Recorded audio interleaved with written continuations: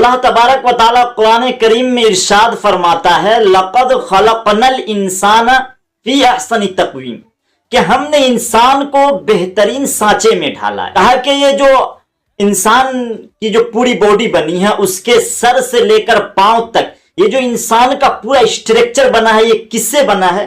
جس طرح سے یہ ہماری بلڈنگز بنی ہیں، اس میں سیمنٹ، بالو، گٹی، ریت، ان تمام چیزوں کو ملا کر بلڈنگ بنی۔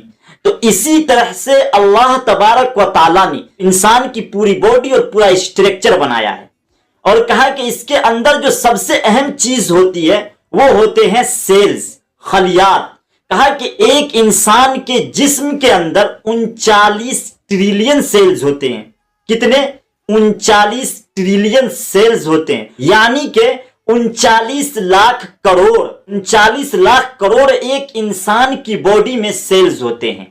اس کے آگے پھر لقد خلقنا الانسان فی احسن تقویم کا مظاہرہ کیا تو کہا کہ ہر سیل کے اندر میں 46 کروموسوم ہوتے ہیں۔ کتنے؟ 46 کروموسوم۔ اب اگر آپ 39 لاکھ کروڑ کو کیا کہتے ہیں 46 سے ضرب دیں گے تو آپ کا کیلکولیٹر کہاں پہنچے گا کچھ پتا نہیں۔ اس کے بعد کہا کہ ہر کروموسوم کے اندر 2 ڈی این اے ہوتے ہیں۔ کتنے؟ 2 ڈی این اے ہوتے ہیں، اور ہر ڈی این اے میں ایک دھاگا ہوتا ہے جو کتنے فٹ کا ہوتا ہے؟ کہا کہ وہ دھاگا 6 فٹ کا ہوتا ہے۔ اور پھر کہا گیا کہ ایک انسان کے بدن سے اس دھاگے کو نکالا جائے اور اس کو لائن سے رکھا جائے تو اس کے لیے کتنی جگہ ہونی چاہیے؟ کہا کہ اس کے لیے 60 ٹریلین کلومیٹر کا جگہ چاہیے۔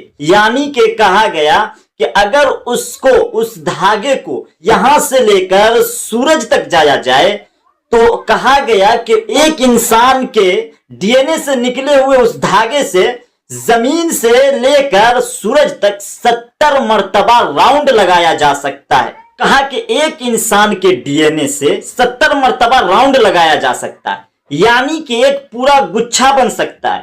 پھر اس کے بعد کہا گیا کہ ایک انسان کے ڈی این اے کے اندر میں 300 گیگا بائٹ کی معلومات ہوتی ہے۔ کہا جاتا ہے کہ اگر انسان ایک ڈی این اے کی تفصیلات کو لکھنا چاہے تو کہا گیا کہ پورے سمندر کو سیاہی بنا لیا جائے اور سارے زمین کو کاغذ اور زمین کے تمام درختوں کو قلم بنا لیا جائے، ایک انسان کے ڈی این اے سے نکلی ہوئی تفصیلات کو لکھنا چاہے تو پورا نہیں لکھا جا سکتا۔